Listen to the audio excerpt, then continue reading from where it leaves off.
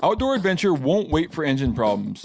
Things like hard starts, rough performance, and lost fuel economy are often caused by fuel gum and varnish buildup. Seafoam can help your engine run better and last longer. Simply pour a can in your gas tank. Hunters and anglers rely on Seafoam to keep their engines running the way it should the entire season. Pick up a can of Seafoam today at your local auto parts store or visit seafoamworks.com to learn more. There's nothing like snook hook sets at dawn or catching a tarpon in the moonlight. Find your next fishing trip made easy on fishingbooker.com and experience the magic of the Sunshine State or any other destination on your fishing bucket list. Book a blue water adventure in search of sailfish or go snapper fishing with the kids. With over 6,000 captains and trips to choose from, planning your next one just got a whole lot easier. Download the Fishing Booker app on the Google Play or App Store or visit them online at fishingbooker.com to book your trip today.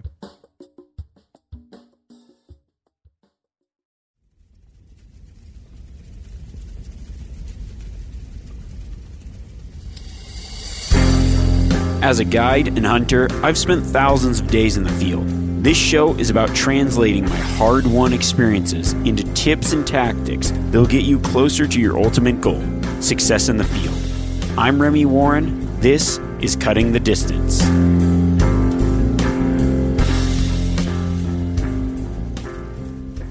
Thank you guys so much for coming.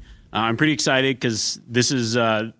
if you listen to Cutting the Distance podcast, this will be the first one where I've actually had other people on it besides myself just talking. So thank you guys. This is like a first for me, and I'm pretty excited about that. So for those listening to the Cutting the Distance right now, we're at the Pope and Young Club convention in Reno, Nevada. It's the 60th anniversary this year, and there's some incredible animals. A lot of the exhibit thing that I've been looking at the most is the mule deer. Oh man, just some nice mule. There's some good elk. And it's pretty cool to get so many bow hunters here together. So I'm going to open it up, and I just want to do kind of like any kind of questions and answers, any questions you have about anything. I mean, my specialty is bow hunting, Western big game hunting, public land hunting. But I mean, if you got a question, I'm sure I can find an answer for you. I'm not going to tell you it's a right answer, but I think most of them are pretty correct. So I want to open it up. Let's maybe start with somebody that came the furthest. Who's come from? Where's the furthest that somebody's come from? Atlanta. That's pretty far. Welcome to my hometown of Reno, Nevada. Except right now, I said this the other night. We're in Sparks, so if you're having a bad experience, blame Sparks, not Reno. If you have a question or anything, if you don't feel the pressure to open it up for us, but just curious where some other people might be coming from. I have one. Yeah. Based on your experience, which Western state is the most friendly to non-residents? Which Western state is the most friendly to non-residents? From the standpoint of sharing their tags. From the standpoint of tag availability or non-residents specifically? Yeah, I mean, that's a really good question. I think it just depends on the way that you look at it. I mean, like my home state here in Nevada, I think is really good because they have dedicated non-resident tags. So whereas some other states, you're in a pool, but you can only draw a certain percentage where it's like, hey, there's tags allocated to non-residents, which I think is pretty cool because there's a sheep tag that you know is going to go to a non-resident where many states you might apply and say, I'm applying in a non-resident pool. They can draw up to 10%. You're in the same pool as everyone else. And then once that quote is drawn, you're out. And it doesn't matter if the first 3 units got a non-resident, your choice might not ever even get looked at. And so I kind of dislike that approach. Now, when it comes to maybe planning a hunt, states that offer over-the-counter tags, I would say that's really, amicable to non-residents. So for elk, when it comes to elk, you've got Colorado, which has probably the most over-the-counter opportunities for non-residents between archery and rifle seasons. Then there's, one often overlooked state. And I mean, I hate to just put a certain state on blast, but as a non-resident to California, there's actually some really good hunting opportunity there for just looking to pick up a tag and do a Western big game style hunting. It gets often overlooked. There's a lot of hunters, but there is the opportunity to buy 2 over-the-counter deer tags, and there's plenty of public land, plenty of wilderness areas. There's some tough hunting, but there's some good hunting as well. So anywhere that there's those kind of opportunities, I feel like those are pretty good to non-residents. Now, when it comes to residents like saying, "Hey, there's some non-residents hunting here. We're gonna, give them a show around and open the doors." I think that well, I don't know what state would probably be the best. If anybody says like, "Oh, my home state's that." I think here in Nevada we're pretty welcoming to non-resident hunters for a couple reasons. One is, you've got your own tags. You aren't taking them out of our resident pool or anything like that. We've got special tags for you. But the other thing about that is we know that a lot of our tags we have no over-the-counter tags. It's all draws. And we know that non-resident dollars, most of you are buying a hunting license to apply here and you are never going to hunt here. You're just applying and getting points. And so that funds everything that we do as residents. That funds our water projects. That funds our other things. So it's like, hey, you finally got a tag, sweet. I know I've run into other people that have run into resident hunters in Nevada, and they're like, "Yeah, we'll show you around," and come check this out. So I think that's it's a little sales pitch for my own home state, but I think that it's pretty good because there are other places I've gone as a non-resident, and they see an out-of-state plate, and you're immediately getting your tires slashed and whatever at the trailhead, and that happens too. Yeah. So, any other questions, or I can just start calling on people. So we'll do a format of like, say your name maybe if you want and where you're from. If you're incognito, nobody knows you're here, then you just don't say it. Make up a name. John Doe. It's funny. I'm JD from Central Oregon. Does your optics setup change much from the beginning of the season to the end, or do you primarily stay with the same? Yeah, so my optics setup, it does change a lot. So I kind of tailor my optics to the hunt that I'm doing at that time. There's a few reasons for that. One is weight savings, and two is like every hunt has kind of its own optics.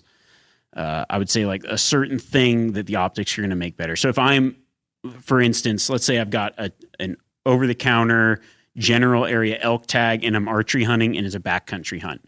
My optics is just pretty much just going to be my binoculars or a super small light spotting scope. Because I'm not necessarily interested in trophy potential. I'm just saying like, here, I'm looking for an elk. I'm going to have to go light and fast. I'm in the backcountry. I don't want a lot of weight. And I don't need to really pick apart a certain animal. Now, if you're saying, hey, I drew a Nevada early season archery deer tag, my optics package is going to change from binoculars, a high power spotting scope, and maybe even a high power set of binoculars because it's going to be a super glassing intensive. Glassing more country is going to lend to potentially, finding more animals. But also I might be wanting to check out what exactly does that buck across the canyon look like. I don't want to have to walk over there and find out because I'm going to say, it's not exact. It doesn't have the forks that I'm looking for. It doesn't have the width that I'm looking for. It doesn't have the age that I'm looking for. And I want to be able to tell that from my glassing vantage and cover a lot of country with my eyes. Spring bear hunting is another great example. Spot and stock spring bear hunting. Big open country, super optics intensive. I don't mind adding that extra weight for optics on those kind of hunts. And then there's certain hunts where it's like, man, I'm not really picking them apart. It's maybe like denser country, or I might be doing more still hunting, and I lighten or increase the amount or types of optics that I'm using based on the hunt. One thing that I've found like super helpful that I've kind of incorporated into a lot of my hunts, especially backcountry type hunts, I'll have maybe a higher power pair of binoculars around my neck, like a 12 by 50, and then a small, I can't remember what it is, like a 13 to 33 with a small objective lens spotting scope, super lightweight. It's in my pack. I can use it for verification and for most things, but I got a little bit of that weight saving. And for me though, I'm carrying a lot of camera gear too. So my pack isn't like, if I wasn't filming, didn't have any need for extra, I've got all the stuff on my back and I don't have extra camera stuff in there, then I would probably always throw in better optics as well. But for me, it's like I'm kind of doing a delicate balance between carrying camera gear and then also, needing the right tools for the right hunt. Who's anybody here from the Reno, Tahoe area? You got any questions? I guess one of my questions for you, I know the first episode I watched of you, I think you had that depredation tag. Yeah. Mountain, right? I had that last year. Very difficult tag, and you're successful. It was a hard hunt, huh? Yeah, he was asking about, I ended up getting a pretty big velvet bull out in Nevada on a depth tag. And what that was is essentially they're trying to say, get rid of the elk here. And I don't know, when I got that tag, they gave you a letter like, there are no elk. You won't see any elk. Shoot the first elk you see, please. And it's like, yeah. And I was like, well, the first elk I saw was a 383 bull. And then I kept looking for that 383 bull, and 6 days later ended up finding it again, which was pretty incredible. But just really thick country. Not a lot of, I mean, you know, there's definitely elk there, and but you know, now it's completely different too, because there's quite a few different depth hunts in the state, and there's some that have been going on for a while and issuing a lot more tags and other things. But that's probably one of those hunts that I'll always remember as being very fortunate that I was able to take such a good bull and a velvet bull, which I was kind of like set my sights on. And this might be my only opportunity to get a velvet bull. So that's what I was really looking for. And it just ended up working out. So that was pretty cool. One question I did have with Nevada, I mean, I'm sure you're aware, like early archery season for bull hunting, it's very difficult because we don't get to hunt the rut, right? And, you know, in some areas you might catch the beginning of the rut if you're lucky, like Kuro 81 tag. They just started bugling towards the end, but like in those earlier hunts, like 06171, where they start like August 16th and you got 2 weeks, it's pretty difficult. Like, and a lot of places have a lot of water, some have no water. What would your advice be to us archers in those kind of situations? Yeah, so for those archery hunts where it's and there's a lot of states that have those like limited draw archery tag in great elk units, and you're like, man, this season's really too early to hit the rut, and I've got a bow in my hand. You know, so there's a couple things. The first thing I do is kind of play on that.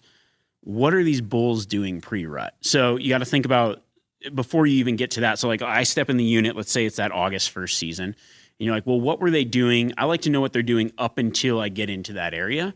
So what are they doing in the summer? So you think about, okay, elk behavior. Those bulls, like what are the big bulls doing right now? Because you waited your whole life to draw that tag. You want to make it happen. So those big bulls are going to be bachelored up, you know, and what they're doing is they're from spring until through summer, growing their antlers. And so they're focused on that growth. That the energy that an elk puts into antler growth is the same as the energy that a cow does to produce a calf. So you think about it, it's like it's growing a baby on its head. And what's it going to need? It's going to need a lot of fuel. It's going to need water. It's going to need some security, but its mind's completely focused on feeding and growing because it's craving those nutrients. It's craving those minerals. It's craving growing those antlers. And so you're going to think about, okay, where are those areas where that elk can do that? Because you're focusing on what do those animals need now. Now, as it progresses from summer into that season, what starts to happen? They start to shed their velvet. They start to split off from those bachelor groups. And then they're kind of doing this thing in between where they just spend all this energy growing, but they're just about to hit into the rut. And elk are completely different from deers where they grow their antlers and then they pretty much start rutting very shortly after. So there's going to be this huge like bulk up phase. You know, so the way that I think about it is they're going to bulk up for the rut. And that's why when you notice like during the rut, it's like cows are kind of run by these like satellite bulls, and they do all this expending energy because they just don't know any better. And those big mature bulls, they're like, no, I'm going to beef up. I'm going to wait my turn. And then I'm going to, like that old adage, like the young bull runs down, like I'm going to go get a cow. And the old bull's like, I'm just going to walk down there and take them all. So, you know, he's really like left to this summer feeding cycle, split off from the herd. Cause he's like, hey, now these are my enemies. But he's like, I'm going to bulk up for the next one. And so what I tend to find is a lot of people lose those big bulls in that split time frame between the rut and between the summer feeding. And what I've found is they kind of like those bulls split off and they're very close to where they're summer feeding because they already know those patterns, but they've gone into a more security pattern as well. So they're still hitting those same kind of summer feeding things. And that's where that summer scouting can play off really well on those early hunts. So where you've seen them, where they've got a really good high quality food source where they can bulk up before that rut, that's where you're going to find them. They aren't probably going to be with those cows checking those other areas. Another thing they'll be doing is possibly, you know, like finding that spot where they've got that water source. But like you say, you know, sometimes there's water everywhere. Sometimes there's no water. So a water source could be a good way to focus in on another thing that they need. But really focusing on that food source and like thinking food minded. I think a lot of people forget about that early archery season. Elk is like, they're still focusing on food because your mind's like, they're going to start rutting, focusing on the cows. And some will. They'll be cruising and checking things out, but they aren't going to be, like if you find a big basin where there's a lot of action, yeah, you might start seeing some bulls coming in. But you'll notice like in Nevada and some of the more arid places, I feel like things progress a lot quicker than maybe some of the more mountainous places where it's like they do that and then all of a sudden it goes from like no rut to rut. I'm sure you've like realized that it's like there's no big bulls out and now all of a sudden the big bulls are bugling and it seems early or whatever. But I think it's because it's more of a density thing, like higher bull to cow ratios, and that kind of pushes the activity or progresses the activity a little bit faster, in my opinion. Where you go to somewhere mountainous like Montana, Colorado, whatever, where they've got water and everything, and they've got herds of 900 cows. And it's like everybody can kind of get a cow, so that rut action doesn't increase at the same rate that it does in a more arid place where there's bull to cow ratios of maybe like 20-1, and where they have to fight harder to get those cows, and there's less resources for those bulls. Thank you so much. Yeah. We've got a question from the Pope and Young page. Oh, yeah. What's your workout regimen and preparation for hunting season? Yeah, so I mean, it depends on the year. For the most part, the scouting is the workout for the hunt, and then pre-scouting would be looking for shed antlers, and then before that would be chucker hunting and small game hunting. So my thing is like I love to train by doing, and it's just getting out and being in the field. But on like years like this where it's completely, I wasn't able to. Normally, I'm spending 3 months in New Zealand hunting and guiding and doing whatever, or you going on other hunts and being in other places. So, I just the same train by doing, putting on a weighted pack, getting that aerobic activity, and just like building up that muscle memory for what I'm going to do. And then to do in a shorter amount of time, I just increase the speed and the weight. So it kind of mimics that fatigue that you might get later on by carrying that heavy pack up a hill if you don't have a hill. An incline on a treadmill, a stair climb, or something where you can kind of mimic that muscle memory and those movements that you're going to create out in the field. Number one tips for archery antelope hunting, spot and stalk. I mean, number one tip for archery antelope hunting, spot and stalk, has to be you have to focus on like anything that I hunt. You got to focus on what are they strongest at? Like what is their defense mechanism, and then how do I trick that? With a pronghorn, their defense is their eyes. So anytime you say like, oh, anytime you can fool their eyes. Well, how do you do that? I actually tend to not necessarily hunt for antelope. Like you can go out spot and stalk antelope hunting in the flats and see 100,000 antelope in a day. Doesn't mean anything. You got to trick their eyes. And if they can see you coming from a long ways away, it's no good. So there's a few things that I do. First, I actually look for antelope habitat where I know that it's broken enough that I'm actually going to be able to trick their eyes. And there's going to be fewer antelope in there because they kind of feel at disadvantage. But I'd rather hunt those areas where I know I can find a buck, I can watch him, and I'm going to be able to get a stalk. And by doing that, I've been extremely successful spot and stalk antelope hunting. Last year was the first year that it kind of messed up my record. But I generally had this thing. I was like, I would go out and I would give myself one day and the other thing is pretty much chase every antelope you've got an opportunity at. That's another good tip. The other thing I would say is like if it is super flat, it's just a lot of crawling because you can kind of be under that perceived. You don't want to seem like a predator, so being like under that threshold of perception. And so I kind of keep telling myself this like over and over, like go slow enough, low enough that like they don't perceive you as a threat. You're just something else out there. And that I've had a lot of success doing that. It's a lot of work. Your neck will be like, I tracked it one day and I like crawled 6 miles and I couldn't figure out why I had like the worst headache of my life and my whole body hurt. And I was like, oh yeah, I crawled 6 miles. But in that day I snuck on 2 antelope and shot a really good buck. So it was like, okay, cool. But when it doesn't work out, then you got to do that 3 or 4 days in a row. That makes it tough. So then you might want to start looking for that more broken terrain. And then there are other tricks and tactics, decoys. I haven't had a whole lot of success with decoys in my life. But every once in a while, I've had a buddy, I gave him one of those cow, like a cow shield kind of thing. It's like, here, use this, And he's like, they were just using it to cross those big wide opens behind antelope. And there's a Boone and Crockett buck out there about a half a mile away, saw that cow decoy, charged him, and his wife shot it at 20 yards, So you're like, that doesn't really happen for me, but that's also a good tactic. Yeah, Chris. So I know how busy you are. Everybody here can imagine how busy you are. What's your archery practice routine like? How do you find time, and what do you focus on when you do have the time? Yeah, that's a good question. For me, I mean, well, I'm sure like with most bow hunters, I love shooting my bow. So I pretty much anytime that I am, even during the season, like when I'm hunting, I'm always practicing shooting. I've got a 3D target that I normally shoot at, and I'm fortunate that I can shoot kind of like, I mean, I can just walk out and climb a mountain behind my house and start shooting. So I get a lot of that angle practice. I get a lot of that. I kind of do a little bit of everything, but I'm mostly like, if I'm practicing, I'm mostly shooting at 3D targets. I like to kind of get in that perception, that headspace of like, I'm here hunting, and like my practice is based on hunting. So I don't do a lot of shooting at spots. I don't do a lot of shooting. I just shoot at an animal for not even for a score, but for like what would be an ethical kill. Get those angles, like the quartering away, quartering to, up and down, left and right, sideways. And like anytime a past hunting season, if I have a miss or whatever, I really replay these things in my head. And I then try to recreate the things that I find a weakness in the field. So one thing that I've noticed over the years, like if I like keep track of like, okay, man, there's this hunt, a mule deer hunt, or this hunt, I remember there's quite a few, and I was like, okay, I missed that animal, or this went wrong.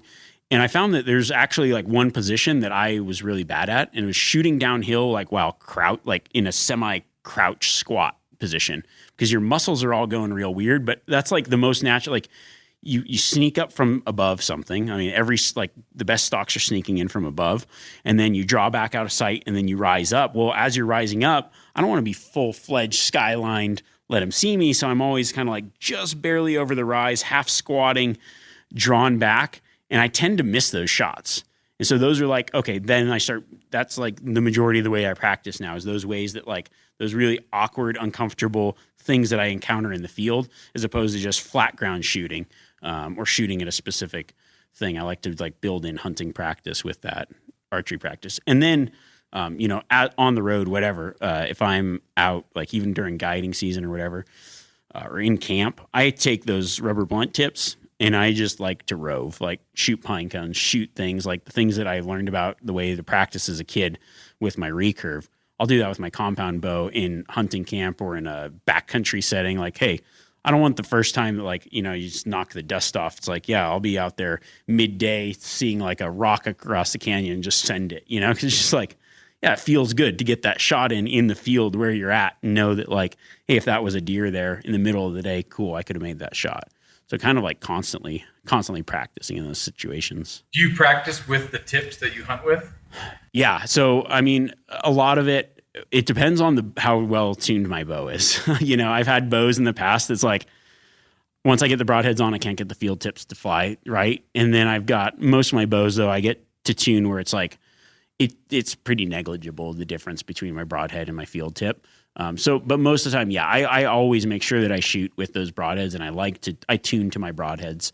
I use fixed blades a lot, just because some of the places I hunt, you can't even use mechanicals, and I just don't like, this is just personal preference. Like I like to hunt all kinds of different terrain, and I don't want grass or something. I like to be able to shoot through whatever I'm aiming at, whether it be grass or an elk or whatever. I just always want the arrow to be on the other side of whatever I'm shooting at. So that's, yeah, I shoot with the broadheads. We've all seen plenty of gadgets and fads come and go, but here's one product that stood the test of time: Seafoam Motor Treatment.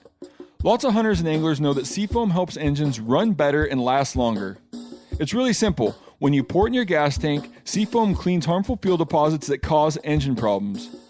I'm talking common stuff like hard starts, rough engine performance, or lost fuel economy.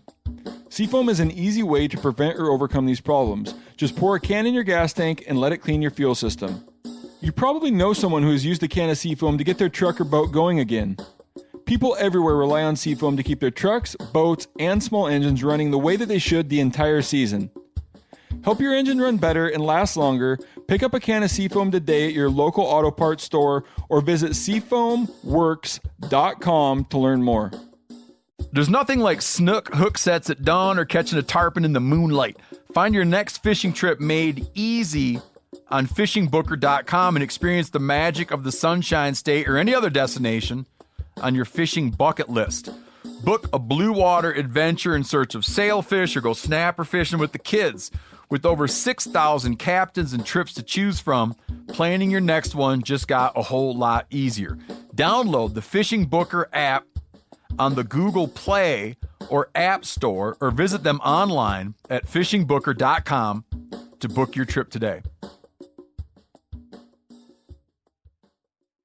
You ever get that feeling you're stuck inside staring at screens and a primal urge kicks in? You crave wide open spaces, fresh air, the chance to connect with the land.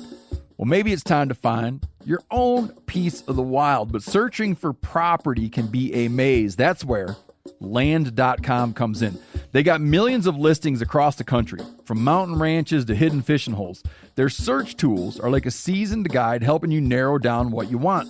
Land.com isn't just about buying and selling. It's about finding a place to hunt, fish, explore, or simply sit by a campfire and listen to the crickets. So head over to Land.com today to turn one day into today, because trust me, there's nothing quite like the feeling of standing on your own piece of earth. Are there any bucket list hunts that you haven't completed yet that are still out there that you dream about? Bucket list hunt. That's a good question. I mean, there definitely are. I think for me, there's like some adventure type stuff, some sheep and some like weird places. There's a lot of the hunts that I've always wanted to do. I've somehow managed to go on them, and which is pretty awesome. But a blue sheep in Nepal is like something that I think would be pretty cool, just to be in like a really high altitude and kind of see that country and the way that the people are there, and just kind of like a crazy adventure. And then some more of these places like mid-Asia. There's some places I still haven't explored yet that I'd like to. Ibex and stuff there, and some places in like Russia that I think are kind of remote and untouched. Just some places that you go and you're like, it's more about that place. It could be, I mean, I'd probably just want to hunt a jackrabbit there if I could, just to go on that and kind of experience that place and see just like the culture around it. I really love going to like far-flung places and just seeing, like, the coolest thing to me is like being in a place that's so different than where we're at, and then meeting up with somebody that hunts or whatever, and just realizing like we have the same exact passion. We've got like the same drive. We understand the same thing. We do things a similar way. Like, it's just a really cool, I don't know. It's like this, I mean, you talk about it, like, it's a really cool connection with hunters. It's like we all kind of do the same thing, and we don't even know that. And like, one thing that I thought was cool is like even starting guiding and then going international and guiding. And there's certain things that I picked up from certain people. And then there's things that I found, I just had nobody teach me how to quarter an animal, but I just found the most effective way to do it for me. And then I go to like mid-Asia, and there's people that live off the land there, and they quarter the animal the exact way that I do, with a small knife, and never have to break a bone or use a saw, because they just don't have those tools. And you know what I mean? They could essentially do the thing with a rock, and it's like, well, they found the most efficient way to do it. And somehow on my own, I found the most efficient way to do it. And it's like a really cool, like, aha moment where you're like, whoa, this is a really cool experience that we kind of do the same thing and don't even know. It's like in our DNA, or something about it is like very, very familiar. Whether you know the language or not, like you can, connect over that fire, and you're like, I get you. I was like, one of my favorite things is like, last year I was in Kyrgyzstan, or not last year. We just skip a year. We'll just pretend last year was like 2019, whatever. Was in Kyrgyzstan, and driving out there, there's like these two guys, and I was like, this is like 3 days in a car kind of thing. And we're like driving through this mountain pass, and they stopped in the little village, and he got like this breakdown old shotgun. And we're driving up this mountain pass road, and these chukar like fly across the road, and his eyes got big, and he slams on the brakes and gets out, and he's like loading up that shotgun, like sneaking down the road, chukar flush, and he shoots these chukar, and I'm like, that dude's straight out of Nevada. Like, I was like, I know you, bro. Like, we are the same person. It's like, this guy, he was just all about his chukar hunting. And I was like, I've been there. Like, I know what it's like to drive dusty roads forever. And then you see a chukar, and you're like, hell yeah, run up. I mean, he was running up the mountain. Like, I was like, I've been there. So it's just, I don't know. This is a fun story to tell. Yeah. Other than a passport and some of the basics, what are like some quirky items or otherwise you found for those international hunts that are like, you gotta have it?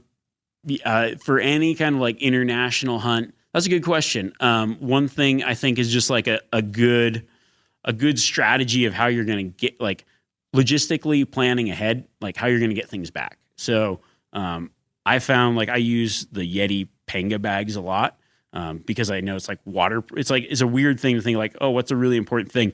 And just like having a durable waterproof bag is pretty important because it's like your stuff's going to be everywhere. You're going to have to get like maybe, hide or meat back or whatever. So something that you can like freeze things in, put them in, zip it up, it's safe, like nothing's going to leak out. You're going to get some airport violation, whatever. Like having that logistical plan of how to get things back. And then the other thing is definitely having having that plan and then knowing that none of that plan is going to work out. Like whatever you do, just knowing that like, hey, things are going to go wrong. Like things are going to get lost. I mean, I've been on some trips where it's like, nothing showed up for however many days. And like, hey, it didn't matter. We'll just go out. I'll just go hike. Or like, we'll do whatever. Like having that mentality of like, things are going to go wrong probably. And there's nothing you can do about it. Just have a good time. I would say, as far as like specific gear items, I mean, it's pretty much just my standard main hunting stuff. One thing that I would do, highly suggest, if you're traveling and you're going to like, I've done a lot of like international DIY type stuff. And so I think that some of the things that I've learned maybe don't apply to everyone, but I think that they're good tips. First thing, if your phone, get an unlocked phone. And then the first thing I do when I get in the airport is I take my SIM card out and I put in the SIM card from there. Because what happens if you run into someone or whatever, it doesn't even if you're guided, like how are you going to contact, like they can't call an international number, put a local SIM card in your phone and then you can order a pizza if somebody needs to, or you can do whatever you need. You can actually call a hotel. You can make like, if something gets lost, your luggage gets lost, you don't have to call a 15th party over in a call center from an internet. You know what I mean? You just call that airport directly. And that makes a big difference. That's like probably the single best tip I could ever give you is just like, as soon as you get there, get a different SIM card and then you can make calls and connect with people and things will happen. And you aren't like reliant on, I hate that feeling of like, oh, I need somebody to do something for me. You can just kind of like get it done yourself. So that's another little travel tip. What about gloves or gear for the crawling for antelope hunting? Oh yeah. I think knee pads are a great idea. I've just never had them with me. I don't know. Like, and yeah, gloves definitely. One thing that I do, like, I've got some gloves that almost have that like plasticky knuckle guard, like moto gloves. Because you got to think about it. You're like crawling with your bow and other things. I also have a stabilizer on my bow that I kind of use as like a crawling crutch. So I'll use that sometimes, but having some kind of like protection on your knuckles, and then any kind of like, if you were able to put something over your knees, that always helps. I generally do kind of like this modified, like I kind of, depending on where the animal is and whatever, I kind of do different crawls to not like burn out a certain way. Like a modified crab crawl is always a little bit easier, like on your back, on your butt, scooting, then kind of crawling, then army crawling, throw the bow on your back and kind of move. And then that where you kind of like set the bow forward, squirm up, and then grab the bow, set it up, squirm up. But I would say, yeah, I mean, there's like, I've got, one time I was just out there and I was like, man, my knees were killing me. So I just got some like cow patties and like strapped it to my knees. I was like, so I thought, yeah, probably knee pads would work. But sometimes you're like, it's hot. You don't even think about it. I've like had them in my kit for years and actually never really used them because I'm always like, I don't know, it just escapes me or something. But I feel like they would be pretty good, like knee pads, elbow pads. But then I'm like, being quiet and trying to do it, I don't know how well it works. So something like even just an extra piece of material or something you can put over your knees or the side that you're using. I've done that a lot. Just taking out like extra shirt or whatever, wrap it up, tie it around, and kind of go. And that's kind of just the way I've always done it. Yeah. What's usually your go-to gear pack if you're on a 2 to 4 day do-it-yourself? Yep. So my go-to, I like generally I always kind of have my pack is like the same pack that I would use on a 5-day, 7-day backcountry trip is the same pack that I'm hunting on day hunts most of the time. Every once in a while, if it's like, I know I got to be running around a lot, and I'm pretty close. I'll use a lighter pack, but just because when I get in somewhere, I don't want to have to go back to the truck to get a pack frame. I want that first trip back to have as much meat as that second trip's going to be. So I always kind of have my big kit on with me. I use a Stone Glacier bag right now, and then I just cinch it down, make it smaller. In there, I have obviously pretty much just the basics: a knife, game bags. Always have that kit for processing. So I generally have some kind of P-cord or something if I need to tie something up. I always have a trash bag just for after the fact, like putting the meat in as a liner for my backpack. Then outside of that, I got my optics, which would be a spotting scope, tripod, obviously my binos on me, and then whatever food or whatever I'm taking in any kind of overnight. So if I'm overnighting, I'll have my sleeping bag, sleeping pad, and then shelter system, whatever it is, whether it's a tarp or a tarp tent or something like that. And then I do keep a small first aid kit in there with kind of like the essentials. It's just one that roves with me. I kind of use it for everything. And in that first aid kit, I always have a little bit of extra, not a lot, but I always keep a fire starter in there and like a spare lighter. And then I do now in my day packs, I keep a like a SteriPen, because I spend a lot of time hunting in Alaska, hunting in New Zealand, where it's like you walk, you stop, you drink. You don't have to think about filtering. You don't have to do anything. And so I'm just so used to that. Like, I don't like carrying weight of water if I can help it. Now, desert hunts are completely different, but if I don't have to carry 20 pounds of water, like I'll dump my bottle and I'll just keep going, and then I'll find the next water source and drink out of it. So I started carrying that SteriPen because for the longest time, I actually didn't do anything to my water, and I got Giardia once. So after that, I was like, I can always carry a SteriPen.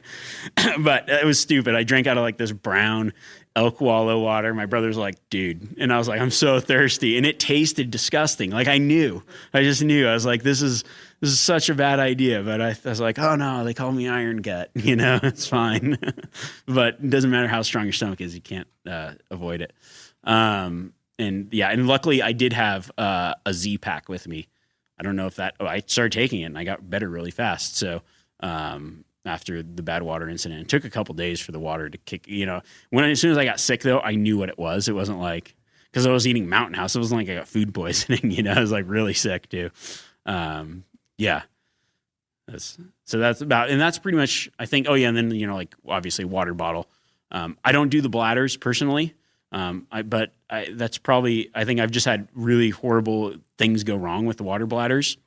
So I always have like a couple big bottles, with me, and then maybe something to like get out of a small water source, like a smaller bottle or a collapsible bottle or something like that if I need to. And then, food, I always take like, the Wilderness Athlete drink mix things just because, I don't know, man, you're out there, you're grinding, you're sweating. And if you don't have the right food, the right fuel, that's a huge portion of it, is like just being mentally focused, staying in there, being able to just keep going day after day. So like, I know a lot of people cut weight on certain things. I don't really cut weight on like the stuff that's going to fuel me. So I'm like, I throw in like things that I like to eat and things that I know I'll eat and keep that energy up. And if it like gets heavy, I'll just eat it, so it's like, it's all good. Yeah. I got one more for you. So I got 3 daughters and my wife. And do you have any tips or tricks on how to effectively, up your poundage on your bow?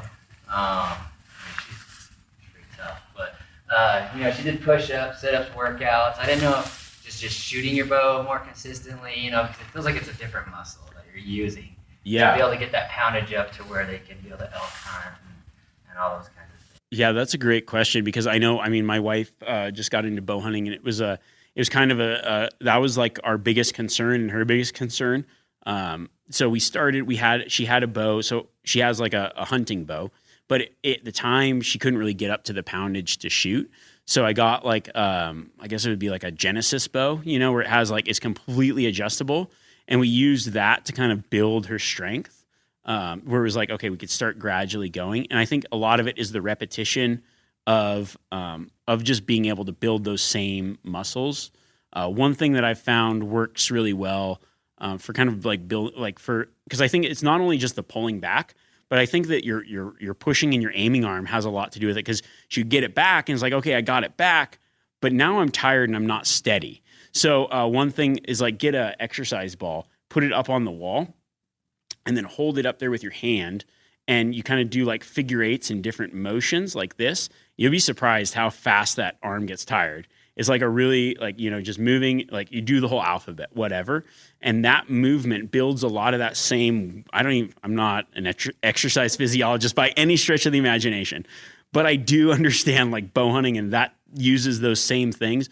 And so that was a really good way to help build that strength of, okay, I can pull it back, but now I can hold it steady and don't have to worry about, like I burnt it, she burnt, like her burning it all out on that drawback. Cause it's not just the draw. It's a lot. There's so much more than just being able to draw the bow back. Yeah. And then you got to somehow work into the fact, like now there's an elk 30 yards away and panic sets in. But I think that's a good way to do it. And then anything where you just building that same motion, really. I mean, there are other things you could do, other types of equipment you could do, but it really is that just repetition by doing and that works really well. Yeah. Do you enjoy hunting with your friends and fellow hunters, or by yourself? I know you probably do some of both. Do you have a preference? How does that? This is a good question. I mean, I do. So I really love when I get the chance to hunt alone. I mean, I do love solo hunt. I mean, we did the solo hunters. I actually love hunting alone, but I also really like hunting with people. I feel like as a guide, I get to hunt with people all the time. So when it's my turn to hunt, I'm like, it's sweet to go out by myself. I was actually talking with Chris Denham about this a little earlier today. Is just this, there's like this instantaneous decision making when it comes to hunting alone. And I think that it's super I'm just more effective. You're just more effective that way when you aren't bouncing ideas off of someone, and you're kind of building your own hunting skills in a way that's like, it's on you. So it's not like, you could go out and hunt with a guide or your buddy or whatever, and if they're kind of leading the whole charge, you're doing, but you might be picking up things, but you aren't necessarily learning in the same way that you learn when it's all on you, when you made that decision, when you've got no one else to bounce it off of.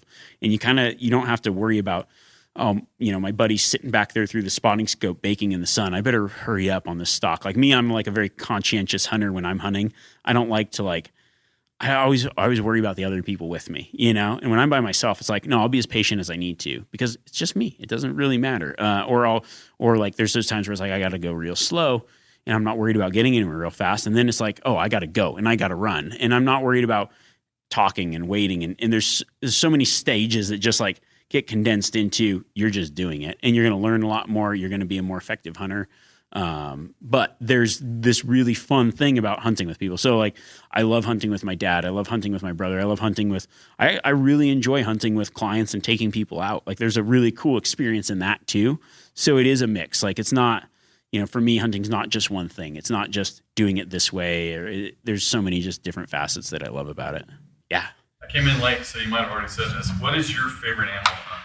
My favorite animal to hunt? I mean, I was like, that's such a loaded question. It depends on the day, but I think mule deer is pretty high up there.